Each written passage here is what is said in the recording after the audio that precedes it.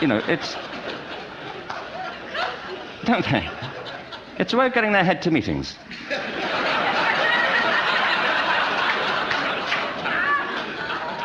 If you want real evidence of out-of-body experiences, by the way, get yourself along to a residential conference for senior academics and pop into the discotheque on the final night. And there you will see it. Grown men and women writhing uncontrollably off the beat, waiting to end so they can go home and write a paper about it. Now,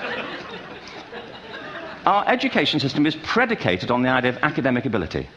And there's a reason. The whole system was invented around the world. There were no public systems of education really before the 19th century. They all came into being to meet the needs of industrialism. So the hierarchy is rooted on two ideas. Number one, that the most useful subjects for work are at the top. So you were probably steered benignly away from things at school when you were a kid, things you liked, on the grounds you would never get a job doing that. Is that right? Don't do music, you're not going to be a musician. Don't do art, you won't be an artist. Benign advice, now profoundly mistaken. The whole world is engulfed in a revolution. And the second is academic ability, which has really come to dominate our view of intelligence because the universities designed the system in their image. If you think of it, the whole system of public education around the world is a protracted process of university entrance. And the consequence is that many highly talented, brilliant, creative people think they're not, because the thing they were good at school wasn't valued or was actually stigmatized. And I think we can't afford to go on that way. In the next 30 years, according to UNESCO, more people worldwide will be graduating through education than since the beginning of history. More people. And it's the combination of all the things we've talked about, technology and its transformational effect on work, and demography and the huge explosion in population. Suddenly, degrees aren't worth anything. Isn't that true? When I was a student, if you had a degree, you had a job. If you didn't have a job, it's because you didn't want one. And I didn't want one, frankly, so... but now, kids with degrees are often heading home to carry on playing video games. Because you need an MA, where the previous job required a BA, and now you need a PhD for the other. It's a process of academic inflation, and it indicates the whole structure of education is shifting beneath our feet. We need to radically rethink our view of intelligence. We know three things about intelligence. One, it's diverse. We think about the world in all the ways that we experience it. We think visually, we think in sound, we think kinesthetically, we think in abstract terms, we think in movement. Secondly, intelligence is dynamic. If you look at the interactions of a human brain, as we heard yesterday from a number of presentations, intelligence is wonderfully interactive. The brain isn't divided into compartments. In fact, creativity, which I define as the process of having original ideas that have value, more often than not, comes about through the interaction of different disciplinary ways of seeing things. The brain is intentionally... By the way, there's a shaft of nerves that joins the two halves of the brain called the corpus callosum. It's thicker in women. Following on from Helen yesterday, I think this is probably why women are better at multitasking. Because you are. Aren't you? There's a raft of research, but I know it from my personal life. If my wife is cooking a meal at home, which is not often, thankfully, but, if she's doing... No, she's good at some things. But if she's cooking, she's dealing with people on the phone, she's talking to the kids, she's painting the ceiling, she's doing open-heart surgery over here. If I'm cooking, the door is shut, the kids are out, the phone's on the hook. If she comes in, I get annoyed. I say, Terry, please, I'm trying to fry an egg in here.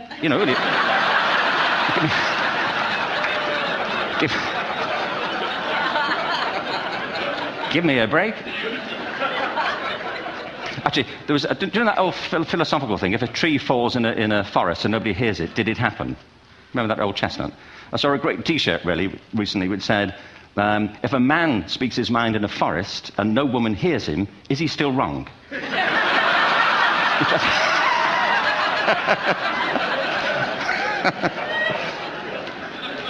And the third thing about intelligence is it's distinct.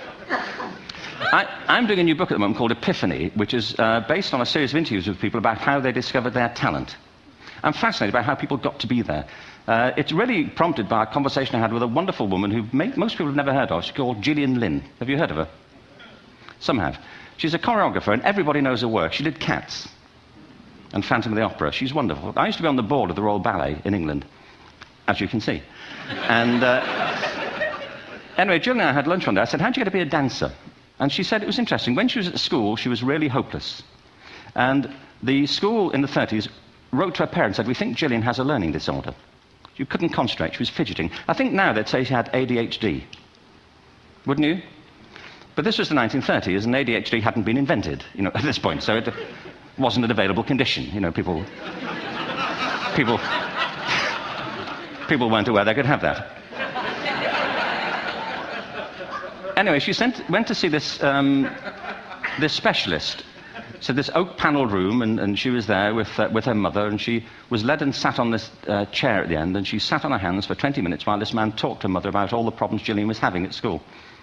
And at the end of it, because she was disturbing people, their homework was always late and so on, little kid of 8, in the end, the doctor went and sat next to Gillian and said, Gillian, I've listened to all these things that your mother's told me. I need to speak to her privately. So he said, wait here, we'll be back. We won't be very long. And they went and left her. But as they went out the room, he turned on the radio that was sitting on his desk. And when they got out the room, he said to her mother, just stand and watch her. And the minute they left the room, she said she was on her feet, moving to the music. And they watched for a few minutes, and he turned to her mother, and he said, Mrs. Lynn, Gillian isn't sick, she's a dancer. Take her to a dance school. I said, what happened? He said, she did.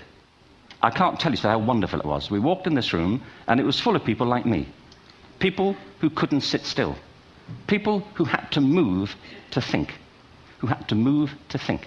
They did ballet, they did tap, they did jazz, they did modern, they did contemporary. She was eventually auditioned for the Royal Ballet School. She became a soloist. She had a wonderful career at the Royal Ballet. She eventually graduated from the Royal Ballet School, found her own company, the Gillian Dance Company, met Andrew Lloyd Webber. She's been responsible for some of the most successful musical theatre productions in history. She's given pleasure to millions, and she's a multi-millionaire. Somebody else might have put her on medication and told her to calm down. Now, I think...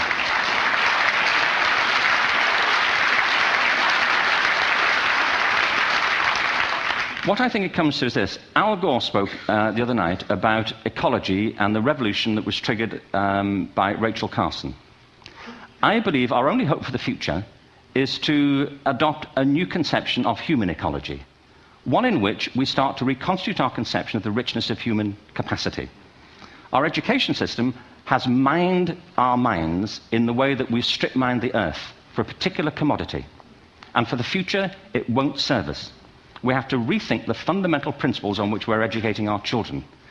There was a wonderful quote by Jonas Salk, who said, if all the insects were to disappear from the earth, within 50 years, all life on earth would end.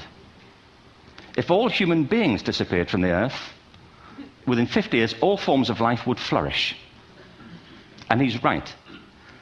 What TED celebrates is the gift of the human imagination. We have to be careful now that we use this gift wisely and that we avert some of the scenarios that we've talked about. And the only way we'll do it is by seeing our creative capacities for the richness they are and seeing our children for the hope that they are. And our task is to educate their whole being so they can face this future. By the way, we may not see this future, but they will. And our job is to help them make something of it. Thank you very much. Bravo. Here, here. Thanks.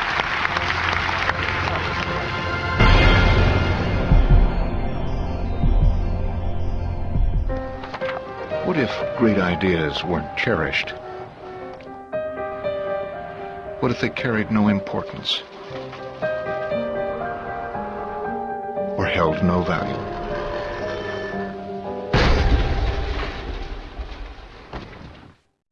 There is a place where artistic vision is protected, where inspired design ideas live on to become ultimate driving machines.